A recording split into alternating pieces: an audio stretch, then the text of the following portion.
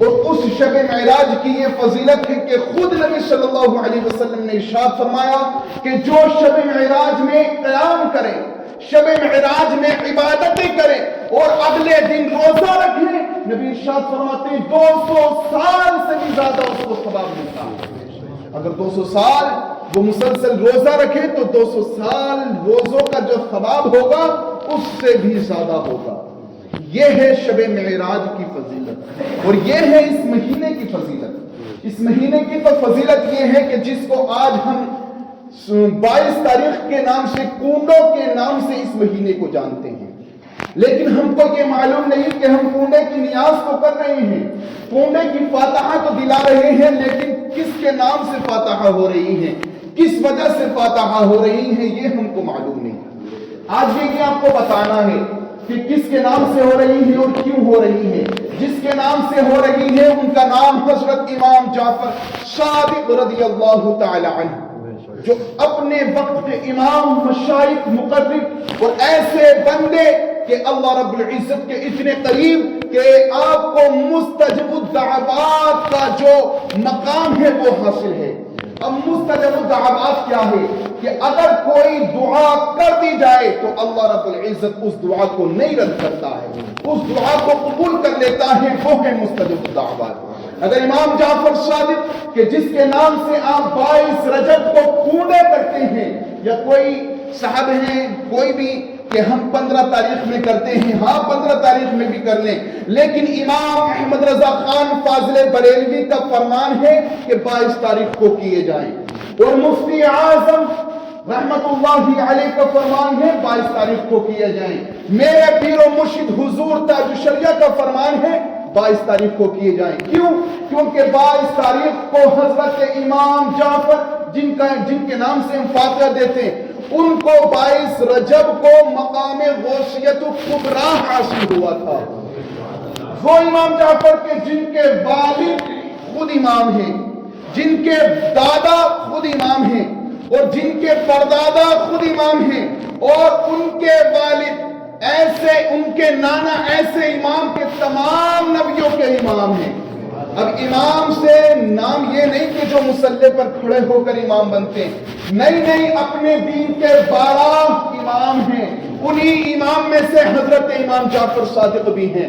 اب حضرت امام جعفر صادق کے بارے میں بتایا، آپ کے والد امام، آپ کے دادا امام، آپ کے پردادا امام، اور ان کے جو نانا ہیں وہ ایسے امام ہیں جو تمام نبیوں کے سردار ہیں، جو تمام نبیوں کے امام ہیں۔ اب ان کے بیٹوں کی تو بات کو سنو، حضرت امام جعفر صادق کے بیٹے ہیں وہ امام، اور حضرت امام جعفر صادق کے پوتے ہیں وہ امام، حضرت امام جعفر صادق کے پر پوتے ہیں وہ امام، اور جب قیامت واقع ہوگی حضرت امام مہدی کا جب ظہور ہوگا تو وہ بھی انہی کی نسل سے ہیں، وہ بھی امام ہیں۔ اب بتاتا چلوں آپ کے والد کون ہیں؟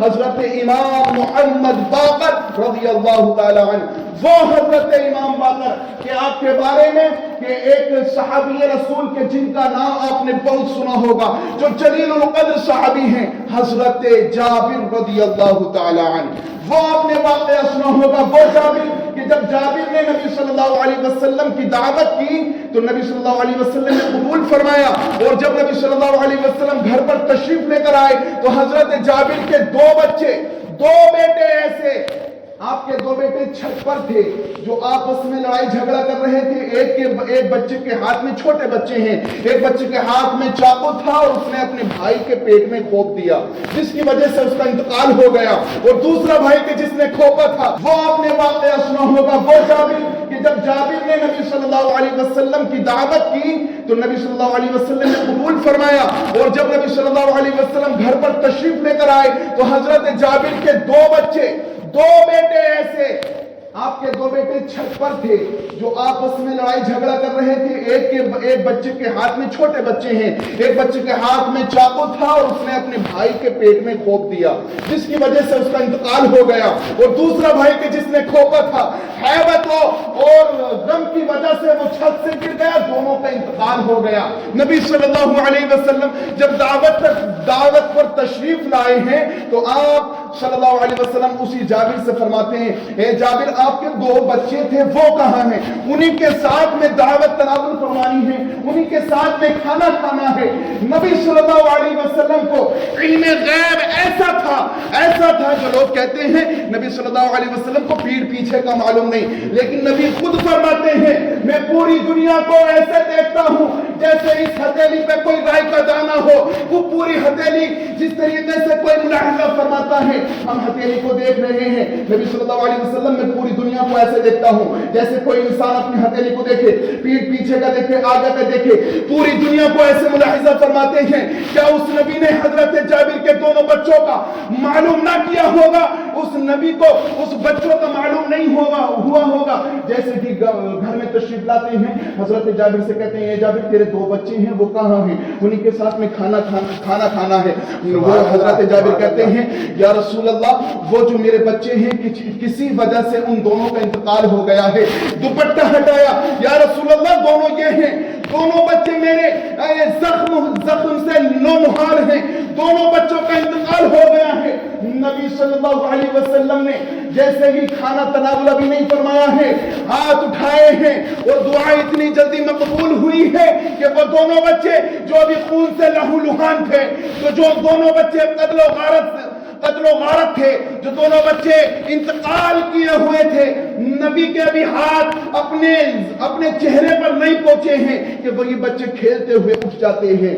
یہ ہے نبی صلی اللہ علیہ وسلم کے علم۔ اور میں بتا رہا تھا وہ صحابی رسول حضرت جابر، بات یہاں سے شروع ہوئی تھی، حضرت جابر رضی اللہ تعالی عنہ کہ جب اتنے ضعیف ہو گئے، اتنی عمر ہو گئی کہ آپ کی آنکھوں کی بینائی تک چلی گئی، آپ آنکھوں سے نابینا ہو گئے اور اتنے ضعیف ہو گئے ہیں، اور حضرت امام جعفر کے والد حضرت امام محمد باقر جب ان کو یہ معلوم ہوا کہ حضرت جابر رضی اللہ تعالی عنہ سے ملاقات کا شرف حاصل کرنا ہے، تو حضرت جابر پر پیغام بھجوایا حضرت امام باقر نے کہ مجھے آنا ہے، اور حضرت جابر رضی اللہ تعالیٰ عنہ کیا فرماتے ہیں پتہ ہے کہ جب وہ آل نبی اپنی جگہ سے چل پڑے تو مجھ کو بتا دینا، میں ان کی تعظیم کے لیے، میں ان کے ویلکم و سواگت کے لیے ایک لمحہ ایسا نہیں گزارنا چاہتا کہ وہ جب آئیں تو میں مشغولیت میں ہوں یا وہ ان کو انتظار کرنا پڑے،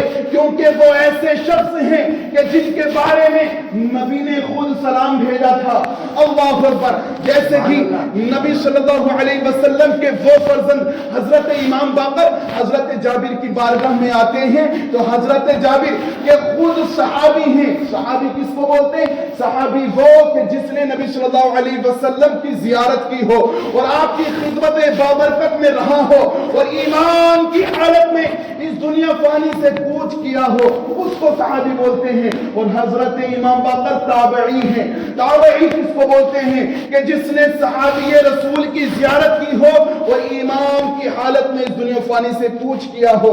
اور حضرت امام باقر جیسے ہی حضرت جابر کی بارگاہ میں پہنچتے ہیں، حضرت جابر دیکھتے ہیں آپ کے ہاتھوں کا بوسہ لیتے ہیں، آپ کے ہاتھوں کو چومتے ہیں۔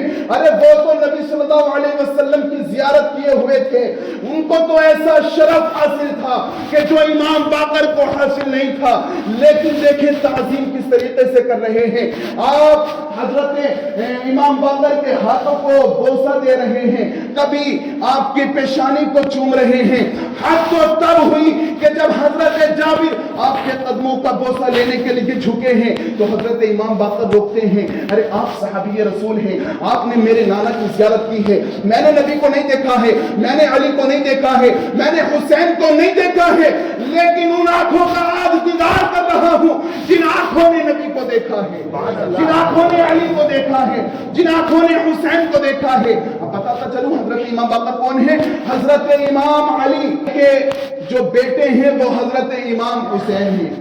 حضرت امام حسین اور حضرت امام حسین کے بیٹے حضرت امام زین العابدین، اور حضرت امام زین العابدین کے جو بیٹے ہیں وہ ہیں حضرت امام باقر۔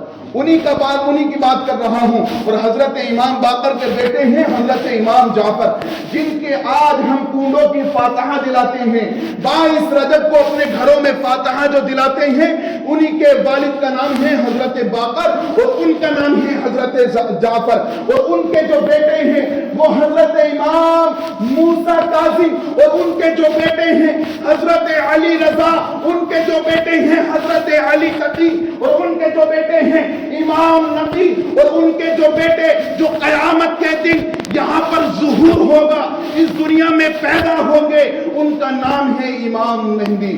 وہ بھی آپ کے بیٹے ہیں، وہ بھی آپ کی نسل سے ہیں۔ اللہ اکبر۔ حضرت امام جعفر کا ذرا سنیں کہ حضرت امام جعفر صادق رضی اللہ تعالی عنہ، حضرت امام جعفر کا نام صادق نہیں لیکن صادق دیکھیں کہتے کسے ہیں؟ جو سچا ہو، جو کبھی جھوٹ نہ بولتا ہو۔ صادق آپ کا نام نہیں تھا، لوگ آپ کو صادق کہتے تھے کہ یہ جو شخص ہے اتنا سچا ہے، اتنا سچا ہے، اگر کوئی بات کہہ دے تو اگر وہ سچ بھی نہیں ہے تو اللہ رب العزت اس کو سچ کر دیتا ہے۔ وہ حضرت امام جعفر صادق رضی اللہ تعالی عنہ کہ حضرت امام جعفر صادق رضی اللہ تعالی عنہ کی سخاوت تو دیکھیں کہ آپ کہیں بازار میں گئے، ایک شخص کی کوئی چوری ہو گئی تو کہنے لگا اسی شخص نے میری جو چیز چرائی ہے، کیونکہ وہ ایک نئے شخص تھے، کبھی باہر نہیں نکلا کرتے تھے۔ اللہ اکبر۔ جب حضرت امام جعفر صادق نے یہ سنا کہ آپ نے یہ نہیں کہا کہ میں نے نہیں چرایا ہے، بلکہ اس کو گھر لے گئے اور 2000 درہم اس کو عطا کر دیے۔ اللہ اکبر۔ اس شخص نے لے کر خوشی کے ساتھ چلا گیا کیونکہ اس کی چیز کھو گئی تھی، اس سے دگنا دام اس کو مل گیا ہے۔ اللہ اکبر۔ جب وہ گھر لے کر پہنچتا ہے کچھ دنوں کے بعد جیسے جو چیز کھوئی تھی وہ چیز مل جاتی ہے اور اس کو یہ یاد آتا ہے کہ یہ چیز کھوئی نہیں تھی بلکہ وہ چیز رکھ کر بھول گیا تھا، اور حضرت امام جعفر صادق رضی اللہ تعالیٰ عنہ کی بارگاہ میں حاضر ہوا۔ حاضر ہونے کے بعد عرض کرتا ہے کہ میری جو چیز کھوئی تھی وہ کھوئی نہیں تھی بلکہ میں رکھ کر بھول گیا تھا، لیکن آپ نے تو 2000 درہم تب بھی عطا کر دیے، یہ کون سی سخاوت ہے؟ اور حضرت امام جعفر سے کہنے لگا یہ جو 2000 درہم دیے تھے نا یہ آپ رکھ لیں کیونکہ یہ آپ کی ملکیت ہے۔ حضرت امام جعفر کہتے ہیں جو چیز کھوئی تھی وہ تیری تھی، مل گئی، اور جو چیز میں نے عطا کر دی وہ ہم آل رسول کا یہی فرمان ہے کہ اگر کوئی چیز عطا کر دیتے ہیں تو اس کو کبھی لیتے نہیں۔ یہ حضرت امام جعفر صادق کہ آپ کے وقت کے خلیفہ منصور کہ وہ ایسا بادشاہ کہ وہ یہ چاہتا تھا کہ میرے محل میں میری تخت و تاج کو دیکھنے کے بعد علماء لوگ میری کو سلام کرنے آئے، میرے محل میں آئے اور مجھ کو سلامی پیش کریں، اور وہ بڑا خوش ہوتا تھا اس چیز کے کہ سب مشائخ آئیں محل میں آئے اور مجھ کو سلامی پیش کریں، کیونکہ جو مالدار شخص ہوتے ہیں وہ یہی سوچتے ہیں کہ لوگ مجھ کو سلامی پیش کریں۔ وہ یہ چاہتا تھا کہ جو علماء لوگ ہیں وہ میری واہواہی کریں، لیکن اللہ اکبر یہ تاریخ گواہ کہ حضرت امام جعفر صادق رضی اللہ تعالیٰ عنہ ایک مرتبہ بھی اس محل میں حاضر نہیں ہوئے، بلکہ کئی پیغام حضرت امام جعفر کے پاس آئے کہ اس محل میں حاضر ہونا ہے، بادشاہ کو سلامی پیش کرنی ہے۔ امام جعفر صادق ایک مرتبہ بھی وہاں پر حاضر نہیں ہوئے۔ جب اس بادشاہ کو یہ پتہ چلتا ہے نا، جس بادشاہ کا نام خلیفہ منصور تھا، اس کو پتہ چلتا ہے کہ حضرت امام جعفر کو تو بہت پیغام بھیج دیے وہ تب بھی ملنا نہیں چاہتے ہیں، تو اس کے اندر ایک جلال آ گیا، اس کے اندر ایک جو ہے بو آ گئی، انا پرستی آ گئی۔ تو اس نے یہ سوچا اگر وہ شخص آج یہاں پر حاضر نہیں ہوا، پیغام بھجوایا وزیر سے کہ اے وزیر اس کو پیغام بھجواؤ، اگر وہ آج یہاں پر حاضر نہیں ہوا، وہاں سے منع کرتا ہے تو اس کو وہیں قتل کر دو، اس کا وہیں انتقال کر دو، اس کو ختم کر دو، اس کی گردن خاک کر دو۔ اللہ اکبر۔ اور وہی وزیر کہتا ہے ارے اس شخص نے تمہارا کیا بگاڑا ہے؟ وہ شخص گوشہ نشین ہوا ہے، وہ شخص ایسا ہے کہ وہ کسی شخص سے ملتا نہیں ہے بلکہ صرف اللہ اور اس کے رسول کا ذکر کرتا رہتا ہے، اس نے تمہارا کیا بگاڑا ہے کہ آپ اس کو ملنے کی وجہ سے کہ آپ اس کو قتل کا حکم دیتے ہیں؟ اللہ اکبر۔ وہی بادشاہ کہتا ہے اگر وہ آ جائے تو ان کی غنیمت، نہ آئے تو ان کو قتل کر دینا، اگر آ جائے تو میرا صرف اشارہ یاد رکھنا، میں اپنے سر سے تاج اتاروں گا تو یہ اس کا سندیش ہوگا کہ اس کو قتل کرنا ہے، آ جائے تو تب بھی قتل کرنا ہے، نہ آئے تو تب بھی قتل کرنا ہے۔ اس کا حضرت امام جعفر کا کہ جن کی عالم کنڈوں کی فاتحہ لگواتے ہیں۔ اللہ اکبر۔ پیغام بھجوایا گیا، وہ وزیر جب پہنچا حضرت امام جعفر سے کہا کہ بادشاہ کا بلاوا آیا ہے، بادشاہ نے آپ کو یاد کیا ہے۔ حضرت امام جعفر صادق رضی اللہ تعالی عنہ نے سوچا کہ ٹھیک ہے مل لیتے ہیں، بہت پیغام آ گئے ہیں، بہت سندیش آ گئے ہیں, بہت میسجز آ گئے ہیں کہ ملنے کے. اللہ اکبر. حضرت امام جعفر ادھر سے چل پڑتے ہیں اور ادھر سے اس نے پورے وزیروں کو یہ پیغام دے دیا تھا, جیسے ہی وہ جعفر اندر کو آئے تو ان کے سامنے ننگی تلوار دکھا دینا.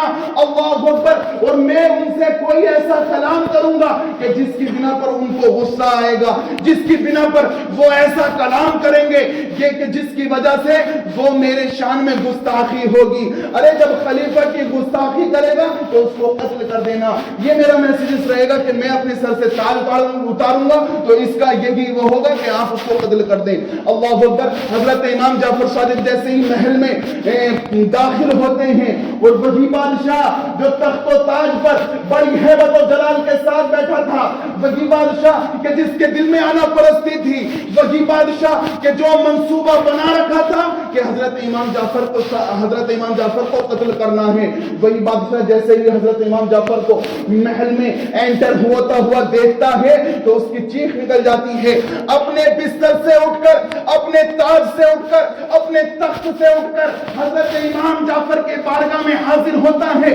حاضر ہونے کے بعد ہاتھ باندھ کر کہتا ہے, حضور آپ آ گئے ہیں, کوئی حکم تو فرمائے, میں آپ کا غلام ہوں, میں آپ کا خادم ہوں. وقت کا خلیفہ کہہ رہا ہے, جس نے یہ منصوبہ بنایا تھا ان کا قتل کرنا ہے. اللہ اکبر. یہ سب وزیر دیکھ رہے ہیں, سب لوگ دیکھ رہے ہیں. ارے یہ بادشاہ نے تو یہ منصوبہ بنایا تھا ان کا قتل کرنا ہے, آئے تو تب قتل, نہ آئے تو تب بھی قتل. اللہ اکبر. جیسے کہ اس بادشاہ نے تخت سے اٹھ کر آپ کی تعظیم کی ہے تو آپ کو تعظیم کرنے کے بعد آپ کو تخت پر بٹھاتا ہے, اسی تخت پر جس پر بادشاہ بیٹھتا تھا, وقت کا خلیفہ بیٹھتا تھا, آپ کو بٹھاتا ہے اور عاجزانہ عرض کرتا ہے, حضور کوئی حکم ہو تو بتائیں. حضرت امام جعفر کہتے ہیں کہ مجھے صرف ایک چیز سے تکلیف ہے, مجھے اس محل میں نہ بلایا جائے, صرف اس چیز سے تکلیف ہے, مجھے کبھی یہاں پر نہ بلایا جائے, کیونکہ میری عبادت میں خلل واقع ہوتی ہے, میری عبادت میں جو مشغولیت ہے وہ ختم ہوتی ہے.